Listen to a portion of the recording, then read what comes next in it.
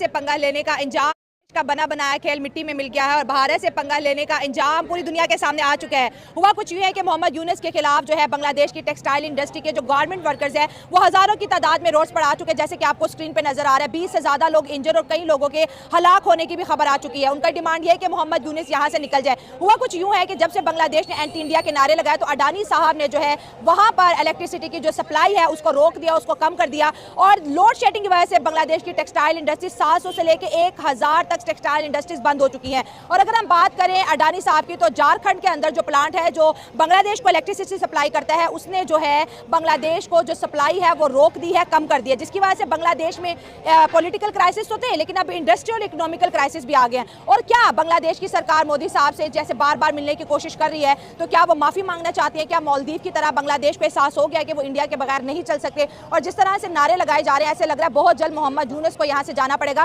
क्योंकि हमने देखा है जब भी कोई कंट्री या हमसाया मुल्क इंडिया के इर्द गिर्द जो इंडिया के खिलाफ होता है कुछ ही टाइम के बाद ऐसा रजीम चेंज होता है कि वो गवर्नमेंट को वहां से जाना पड़ता है और ऐसी गवर्नमेंट बनाई जाती है जो इंडिया के फेवर में हो सकता है। ये रॉ की भी साजिश हो सकती है। सो आवाम की तरफ बढ़ते हैं और जानते हैं उनकी राय। अब इंडिया जो है वो मजीद उनको तंग करेगा और ये जो अभी शेख यूनुस साहब हैं इनको मजीद इनका जो तख्ता इक़्तिदार से इनको पलटा देंगे। मजीद ये उसको लेके आएंगे जो इनके मफाद के लिए बेहतर होगा। मतलब इंडिया ऐसा करेगा कि बांग्लादेश के अंदर ऑटोमेटिकली वो गवर्नमेंट आ जाएगी जो इंडिया को सपोर्ट करेगी।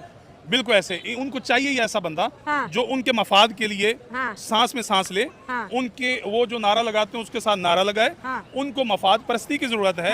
इंडिया अपने मफाद के लिए कुछ भी कर सकता है। सर अगर इंडिया की पॉलिसी देखिए वो ज्यादा दोस्त बनाने को प्रेफर करता है तो जाहिर है उसको लगेगा कि बांग्लादेश के ऊपर शांति है, नेपाल के ऊपर शांति है, क्योंकि चाइना और पाकिस्तान के साथ तो इंडिया की वैसे भी नहीं बनती, तो इंडिया दुश्मन तो नहीं बनाएगा। लेकिन इकोनॉमिकली इतना प्रेशराइज इस वक्त बांग्लादेश हो चुका है कि मुझे लगता है कि अगर मोदी साहब मोहम्मद यूनुस से मिलने का फैसला कर दे तो यूनुस साहब तो पैरों में बैठ जो हालात हो गए हैं बांग्लादेश के। मोदी साहब फैसला मेरा ख्याल नहीं करेंगे। लास्ट टाइम रिजेक्ट कर दिया था कि नहीं मिलना यूनुस से। मोदी कभी भी नहीं उनसे मिलेगा और यूनुस साहब को घर ही जाना पड़ेगा। सच में रियली इसको उसकी, क्योंकि जहाँ वहाँ की जो स्टैब्लिशमेंट है उनको भी वो बंदा चाहिए जो इन्वेस्टमेंट लेके आए।